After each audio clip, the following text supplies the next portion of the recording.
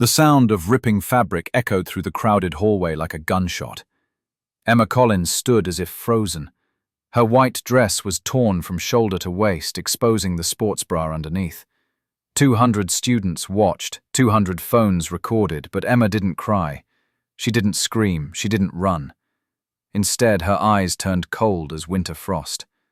Derek Matthews, the star quarterback of Westfield High School's football team, stepped back with a satisfied smirk, holding a piece of her dress like a trophy. "You're not so important now, are you?" he said.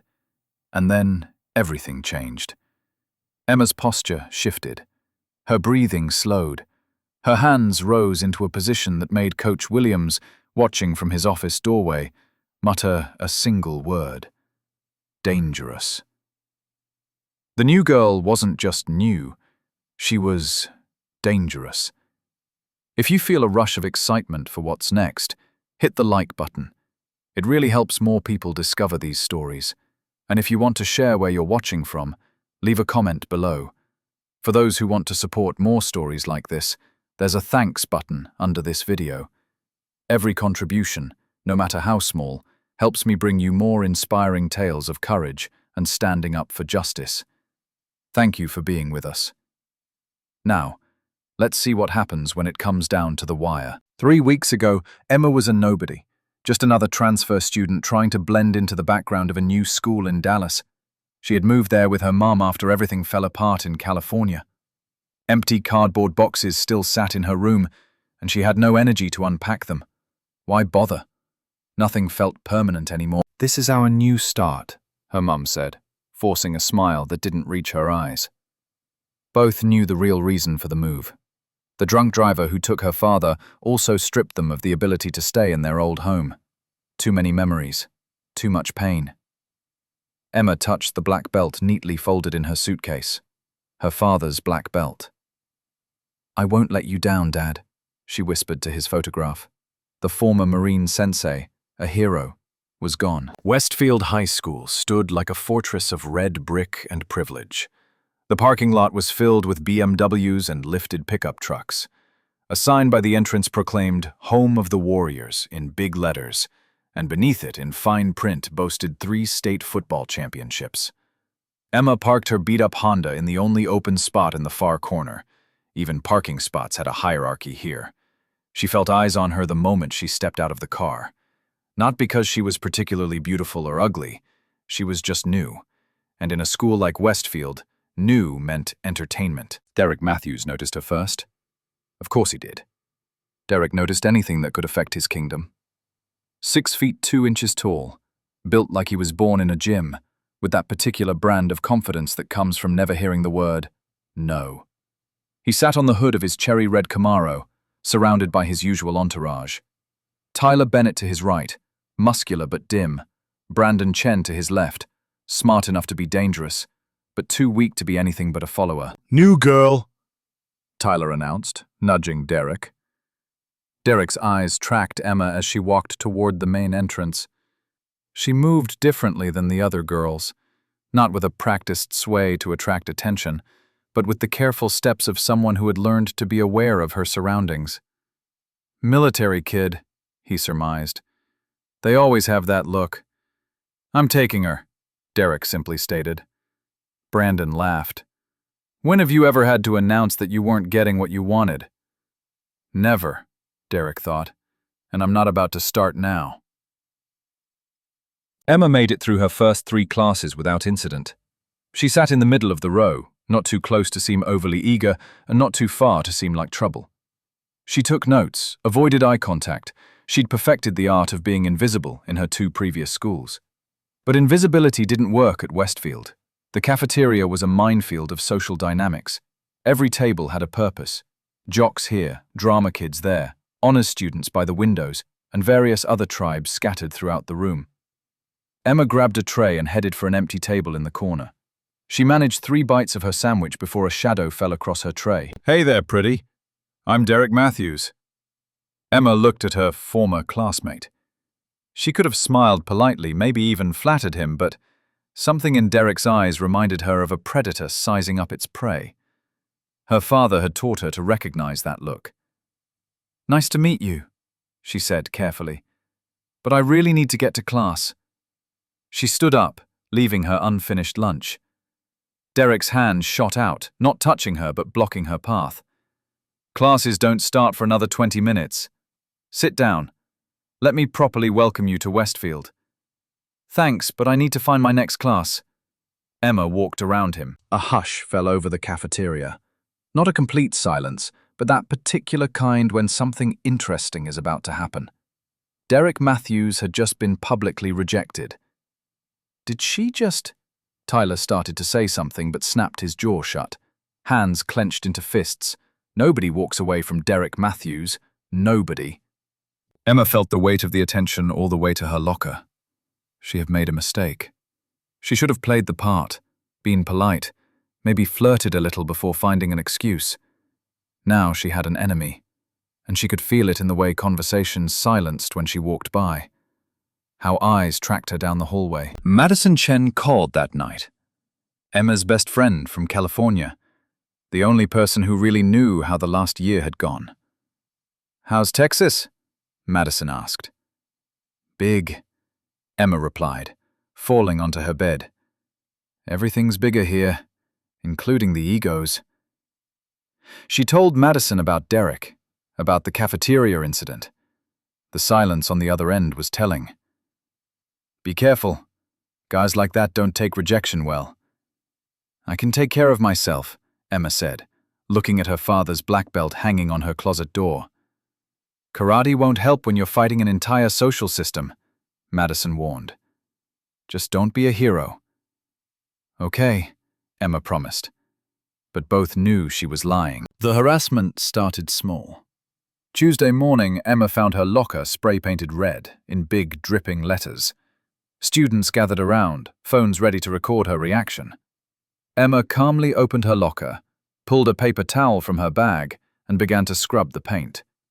No tears, no anger, nothing they could post online. "Maintenance will take care of that," Assistant Principal Hayes said, appearing after the crowd had their fill.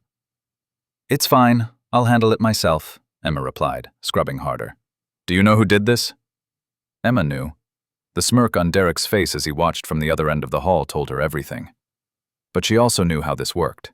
Star quarterback versus the new girl. "No one, sir. Probably just a prank," Hayes said with relief. "Report it if there are any further incidents." Wednesday brought new challenges. Emma's homework disappeared from her backpack during gym class. Someone put superglue on her chair in chemistry, which another student noticed in time. Someone created a fake Instagram account in her name, filled with photoshopped pictures and nasty comments about other students. Still, Emma didn't react. She documented everything in a small notebook, took screenshots, saved evidence. Her father taught her this too. "Information is ammunition," he used to say. "Never fire until you have a clear target." Derek grew increasingly frustrated. Thursday's football practice was brutal. He hit harder than necessary, threw with excessive force, snarled at teammates who did nothing wrong. "Matthews, what's wrong with you?" Coach Williams yelled when Derek tackled his own running back during a drill. "Nothing, coach, just focused." But he wasn't focused. He was furious. The new girl should have broken by now. They always broke. A little pressure, a little humiliation, and they'd come crawling to him, begging to be friends, to be accepted, to be left alone. He'd generously forgive them, maybe take them to a party, definitely invite them to his car afterward. It was a system that had worked since freshman year. Emma Collins was breaking his system. Friday was game day, which meant a reprieve from the harassment. Derek had bigger things to worry about. Scouts from the University of Texas were in the stands. His father sat in the VIP box, arms crossed, expecting perfection. Marcus Matthews accepted nothing less from his son. Emma went to the game not because she wanted to, but because her mum had started asking questions about why she spent every evening at home. "You need to make friends, honey," her mum said, trying her hardest to pretend everything was normal. "Your father would want you to be happy." So Emma sat in the bleachers among hundreds of screaming students and watched Derek play the worst game of his career. 3 interceptions, 2 fumbles. By the fourth quarter, the crowd had turned from cheers to murmurs.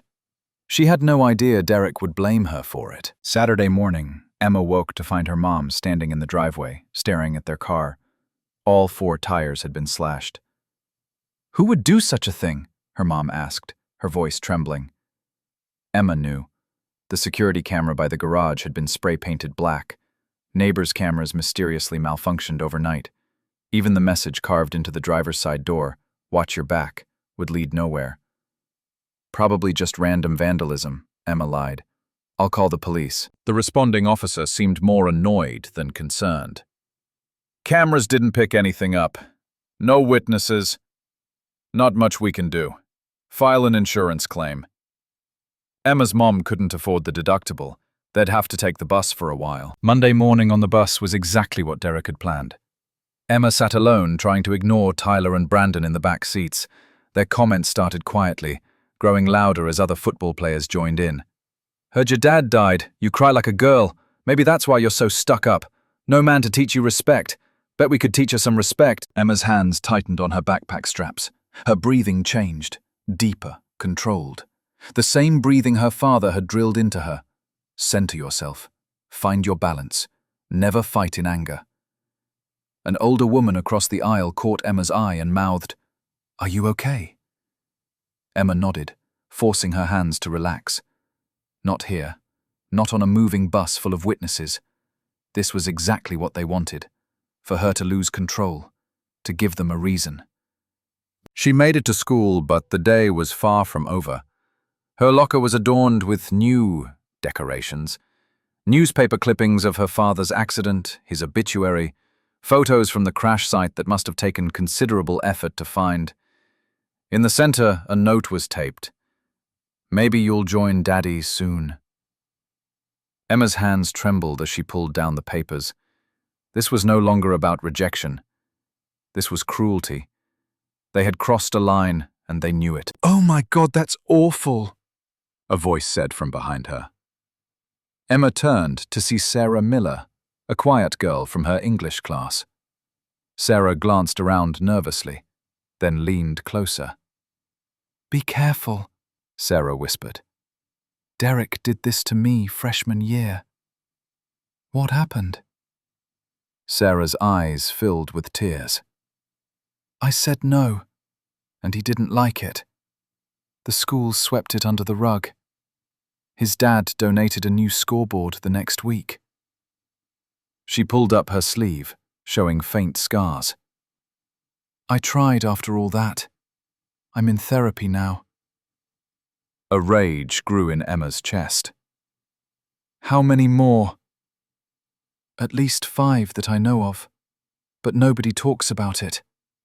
He's Derek Matthews." That night, Emma trained in the garage. Heavy bags swung with each impact. Her body remembered years of practice. Her father's voice echoed in her memory. "Karate. It's not about violence, Emma. It's discipline. Protection. Never throw the first punch. But if they keep pushing, Dad, then you make sure they can't throw a second." Her mom found her there at midnight, sweaty, knuckles scraped. "Are you training again?" her mom said. "Just exercising, Mom." Her mom came closer, seeing the newspaper clippings Emma had kept in a box, the cruel note, the notebook full of evidence. "Honey, what's happening at school?" "Nothing I can't handle." "Emma, I'm fine, Mom. Really."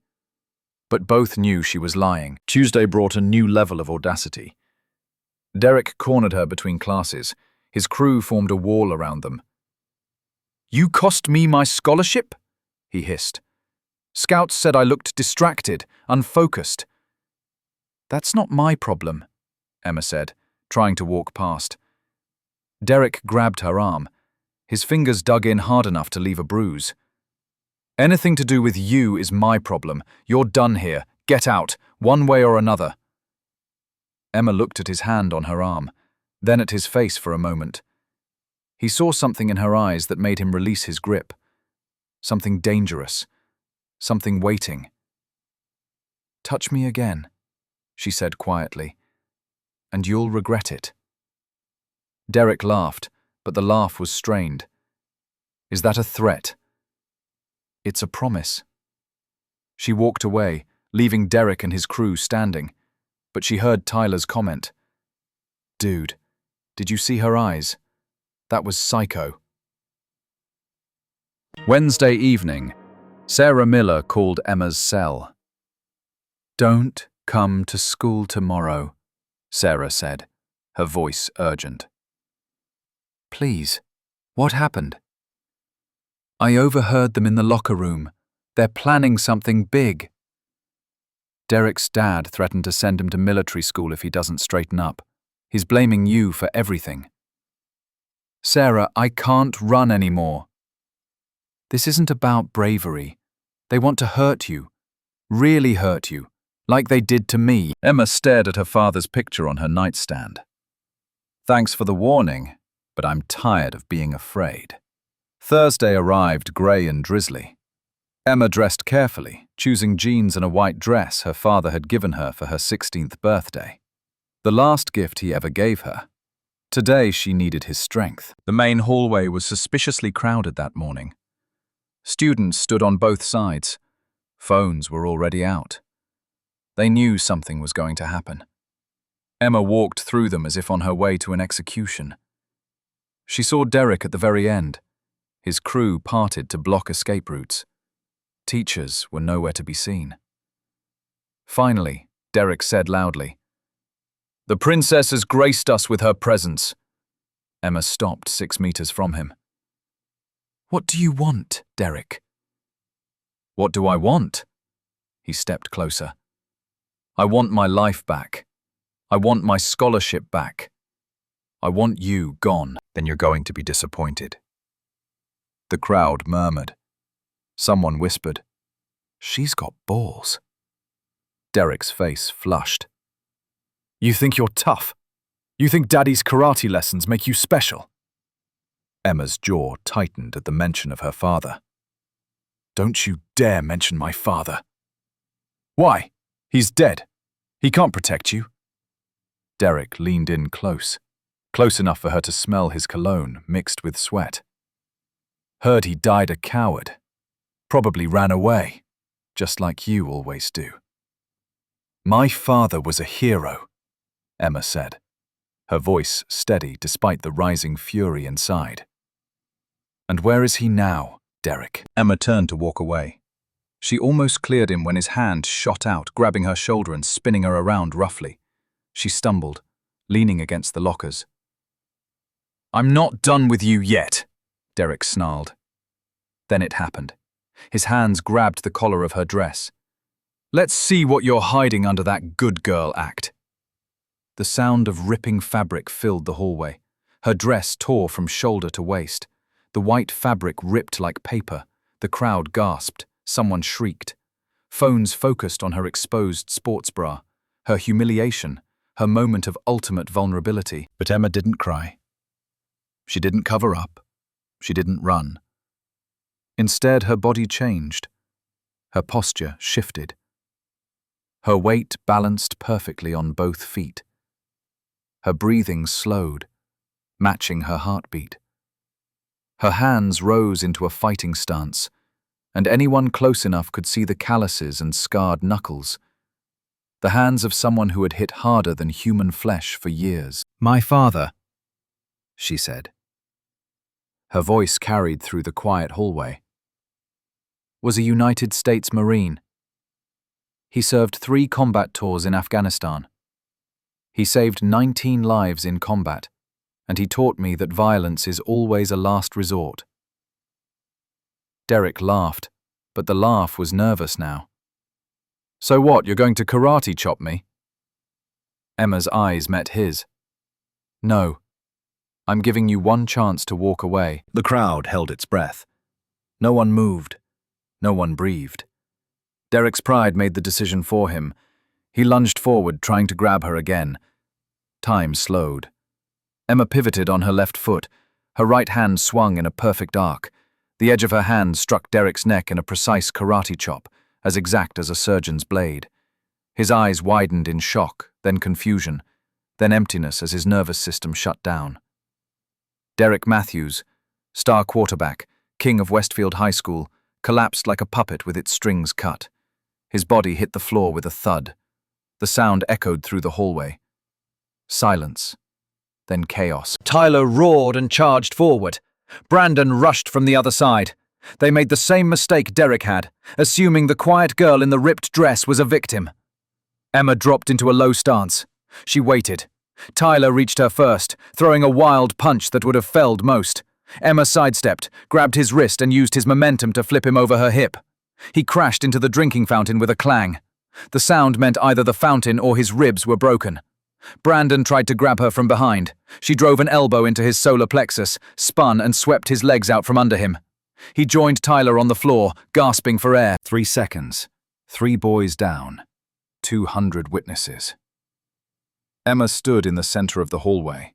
Her ripped dress hung off one shoulder, her breathing even, her hands still raised. She looked at the crowd, many of whom had tormented her for weeks. "Anyone else?" she asked, quietly. No one moved. Sirens wailed in the distance. Someone had finally called for help. But Emma didn't run. She didn't hide. She stood over the unconscious Derek, waiting.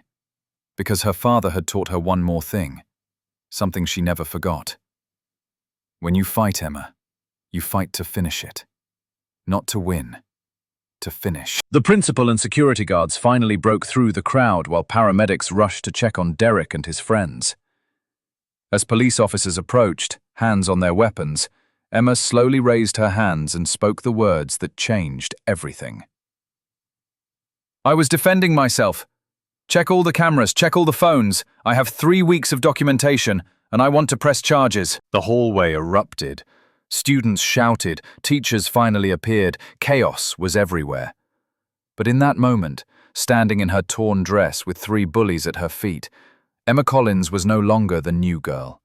She was the girl who fought back. And everyone at Westfield High School would remember it. The principal's office had never been so crowded. Emma sat in the center chair, still in her torn dress with a blanket draped over her shoulders. Her mother clutched her hand, tears streaming down her face. On the other side sat the Matthews family. Derek's father, Marcus, in his expensive suit, his mother, Patricia, with her pearls and impeccable makeup, and their lawyer who had arrived within 10 minutes of the incident. Derek himself was at the hospital with a minor concussion. Tyler had 3 cracked ribs. Brandon was fine but shaken. All 3 families were threatening lawsuits. "This is assault," Marcus Matthews declared, menacingly, pointing at Emma. "This girl attacked my son, unprovoked. We have witnesses."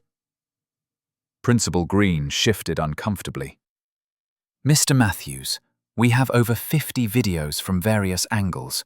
They all show Derek initiating physical contact after weeks of provoking her." Patricia Matthews interjected. "This child has interfered with Derek's studies, affected his performance, ruined his future." Emma's mother finally spoke, her voice trembling with rage. "Your son ripped my daughter's dress off in front of the entire school. He tormented her for weeks, and you're worried about his future." "Alleged harassment," the Matthews lawyer corrected. "We've seen no evidence of prior incidents." Then Emma pulled a thick folder from her backpack. She laid it on the principal's desk with a resounding thud. 3 weeks of documentation," she said calmly. "Pictures of my vandalized locker, screenshots of fake social media accounts, recordings of threats on the bus, newspaper clippings of my deceased father taped to my locker, a receipt for 4 slashed tires, campus security footage that mysteriously disappeared. Shall I continue?" Silence filled the room. Principal Green opened the folder. His face paled with each page. "There's more," Emma continued. "Sarah Miller is waiting outside. She has her own folder from freshman year. So do Katie Johnson, Maria Santos, Jennifer Wu, and Ashley Thompson, all victims of Derek Matthews. All silenced by this school." Marcus Matthews shot up so fast, his chair toppled backward. "This is absurd. We're not going to listen to this witch hunt." He turned to Principal Green. "We donate $50,000 a year to this school. The Matthews Athletic Center is named after my father. You know what needs to happen here? Principal Green looked at the folder, then at Emma, then at the Matthews family. For the first time in his career, he made the right decision. Mr. Matthews, I think you should leave. The police are reviewing the footage now. They will determine if charges are to be filed. This isn't over, Marcus snarled. You'll be hearing from our lawyers, all of you. As they walked out, Patricia Matthews paused at the door. She looked at Emma with pure hatred. You ruined a good boy's life. Emma met her gaze steadily. No, ma'am. He ruined it himself. I just stopped him from ruining anyone else's. The next 2 hours were a blur. Police interviewed Emma, her mother, witnesses. Videos were collected and reviewed. Sarah Miller came in and gave her statement. Her hands trembled, but her voice was firm. Then Katie. Then Maria. Then Jennifer. Then Ashley. Each story was worse than the last. Parties where drinks were spiked. Bathroom corners where escape routes were blocked. Cars where no was ignored. Years of systematic harassment, covered up by money and threats. Detective Rodriguez, a woman with kind eyes and a steel voice, took every statement personally. Why didn't any of you come forward sooner? She asked. Sarah laughed bitterly. Have you seen his family? His dad owns half the businesses in town. My parents work for one of them. Katie's dad is a coach here. We all had something to lose. What changed? The detective asked. All the girls looked at Emma. She fought back, Ashley simply said. In front of everyone, she showed us it was possible. By noon, the story had gone beyond Westfield High School. Videos of the confrontation went viral, but not in the way Derek might have hoped. The comments were full of support for Emma, outrage at the school, demands for investigation. Girl takes down bully who ripped her dress. The video garnered 10 million views in 6 hours. News vans appeared in the parking lot. The hashtag Justice for Emma trended. Other victims from other schools began sharing their stories. The Matthews family hired a crisis management firm, but it was too late. The dam had broken. That evening, Emma sat on the porch with her mum, watching the sunset. Her phone hadn't stopped vibrating with messages of support, interview requests and legal offers. Your father would be so proud of you, her mum said softly. Emma touched the bruises on her arm where Derek had grabbed her. I tried to walk away. Mum, I tried so hard to do everything right. I know, honey. Sometimes doing right isn't enough. A car pulled up to their house. Emma tensed, then relaxed when she saw who got out. Coach Williams, looking older than his years, walked up their driveway. Miss Collins, he said, taking off his baseball cap. I owe you an apology. Emma remained silent, waiting. I knew, he continued, his voice heavy with shame. I knew what Derek was doing, what he had done before. I told myself it wasn't my problem. Told myself boys will be boys. I was wrong. Yes, Emma agreed. You were. I've tendered my resignation, effective immediately. I will cooperate fully with the investigation.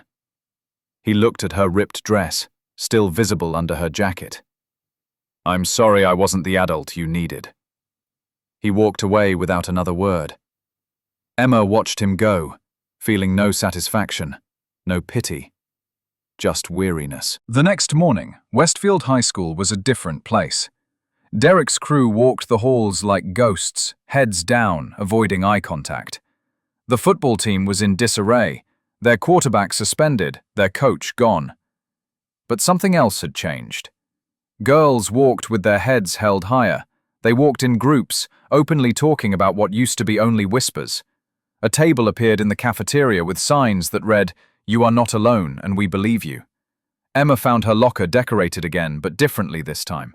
Flowers, notes of support, a picture of her father in his Marine uniform with "Hero's Daughter" written beneath it. She turned to see a group of freshman girls, eyes wide, filled with something between fear and hope. "Is it true you're starting self-defense classes?" one of them asked. Emma hadn't been, but looking at their faces, she made a decision. "Yes, Thursdays after school in the gym." "Can we join?" others asked. "Anyone who wants to learn to protect themselves," she replied. The gym was packed, not just with girls, but boys too. Brothers and sisters of victims, friends who wished they could have done more. Even some teachers, acknowledging they had failed their students. Emma stood before them in her gi, her father's black belt tied at her waist. She thought about what to say, how to begin, but seeing their faces, scared, determined, angry, hopeful, she knew. "My father taught me that violence is never the first answer," she began. "But sometimes, when every other option is taken from you, when the system designed to protect you fails, when no one listens, sometimes you have to become your own hero." She taught them blocks first, defense before offense, how to break a grip, how to create distance, how to call for help in a way that would be heard. But more than physical techniques, she taught them to trust their instincts, to set boundaries, to support each other. "The most powerful thing you can do," she said during a water break, "is refuse to be silent. They count on our silence, our shame, our fear. But we won't be silent anymore." 2 weeks later, the investigation concluded. Derek Matthews was charged with assault, sexual harassment, and criminal intimidation. The cases of the other victims were reopened. The school board launched a full inquiry into the cover-ups. Marcus Matthews tried to leverage his influence, money, and connections, but the world had changed. Companies pulled sponsorships. The Matthews Athletic Center was renamed. Business partners distanced themselves. Within a month, the family announced they were moving out of state. The day before Derek's court hearing, Sarah Miller called Emma. "I wanted to thank you," Sarah said. "Not just for standing up to him, but for showing me I could stand up too." "You already had the strength," Emma replied. "You warned me. You helped the other girls. You survived. I'm going to testify tomorrow." "You don't have to?" "Yes," Sarah said firmly. "I do. We all do." The courtroom was packed. Derek, no longer the golden boy, sat with his head down as one by one victims gave their testimony. His lawyer tried to paint him as a good kid who made mistakes, but the evidence was overwhelming. When it was Emma's turn, she walked to the stand with her head held high. She told her story clearly, calmly, without embellishment. She spoke of the harassment, the escalation, the final assault. "He ripped my dress," she said, looking directly at Derek. "He tried to humiliate me, to break me. But my father taught me that being broken isn't what happens to you. It's whether you let it stop you from getting back up." Derek was found guilty on all counts, sentenced to probation, community service, mandatory therapy, and expelled from school. He would never play football again. His father's money could no longer buy him a future. As they left the courthouse, Emma's mother asked, "Do you feel like you won?" Emma thought for a moment. "I feel like I survived, and I helped others survive. Maybe that's what winning looks like?" The self-defense classes continued. They moved to a bigger hall, invited more instructors. Emma trained alongside professional teachers, learning not just to fight, but to teach. Universities offered her scholarships, not for sports, but for leadership, for courage, for wanting to make a difference. On the 1-year anniversary of the hallway incident, Westfield High School held an assembly. Emma was invited to speak. She stood before the entire student body. No longer the new girl, no longer a victim, but not yet a hero, just a survivor who refused to be silent. "A year ago, I was nobody," she began. "Just another transfer student trying to disappear. I thought if I was quiet enough, small enough, careful enough, I could avoid trouble. I was wrong." She looked out at the sea of faces, seeing herself in many of them. Predators don't pick victims based on what we do or don't do. They pick those they think won't fight back, who won't be believed, who can be silenced. She paused. "They were wrong about me. and they were wrong about every survivor who has since dared to speak up. The audience was silent, hanging on her every word. I'm not here to tell you that violence is the answer. It's not. But I am here to tell you that your safety, your body, your dignity, they are all worth defending. And if someone tries to take that from you, you have every right to stop them. She talked about her father, the Marine who taught her to fight, but hoped she'd never have to. How she lost him, and found a strength she didn't know she had. The difference between power and silence. We started something here, she concluded. Not just self-defense classes. Not new rules or awareness campaigns.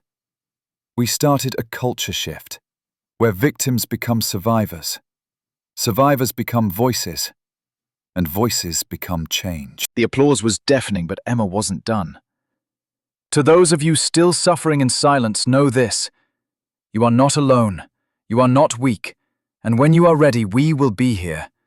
All of us who walked this path before you, because now we stand together, we speak the truth, and we will never go back to silence. As she left the stage, Emma walked past the memorial wall they had created. Pictures of all the survivors who had come forward, not just from Westfield, but from schools across the country.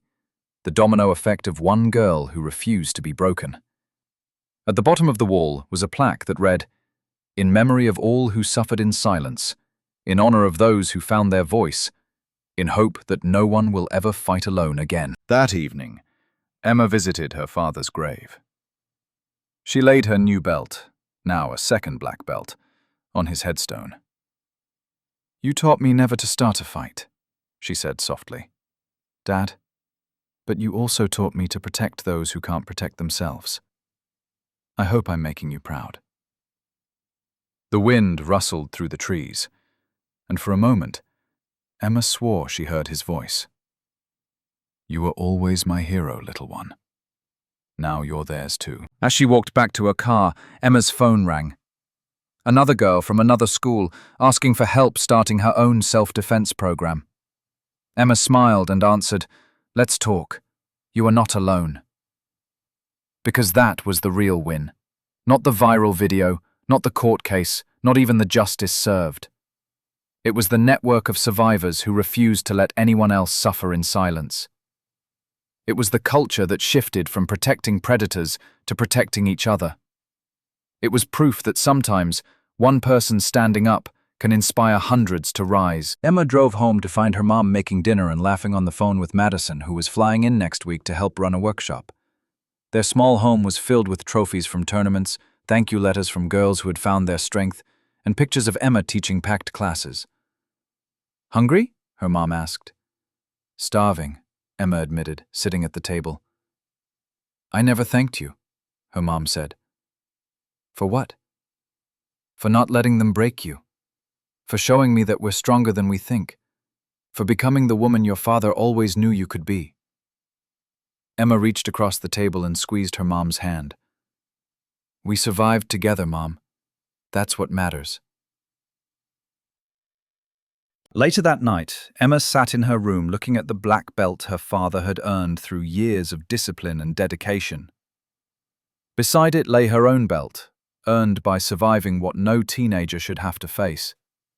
Tomorrow, she'd teach another class, answer more emails, help more survivors find their voice. The work would never be completely done, but tonight she allowed herself one moment of peace. One moment to acknowledge that the timid new girl who arrived at Westfield High School was gone. Something stronger had replaced her, not unbreakable, and she understood that everyone can break, but is capable of rebuilding, of standing up, of fighting, and most importantly, of teaching others to do the same. Her phone screen lit up. Sarah Miller. "Coffee tomorrow before class? Want to talk about launching a mentorship program?" Emma smiled and replied, "Definitely. We're just getting started." Because it was true. The viral video was just the beginning. The real work, changing the culture, protecting the vulnerable, building a community of survivors and allies. This work would take years, maybe decades. But Emma Collins, the girl pushed to her breaking point who pushed back, was ready for it. After all, her father had taught her well. Once you start a fight for justice, you don't stop until it's finished. And this fight was far from over.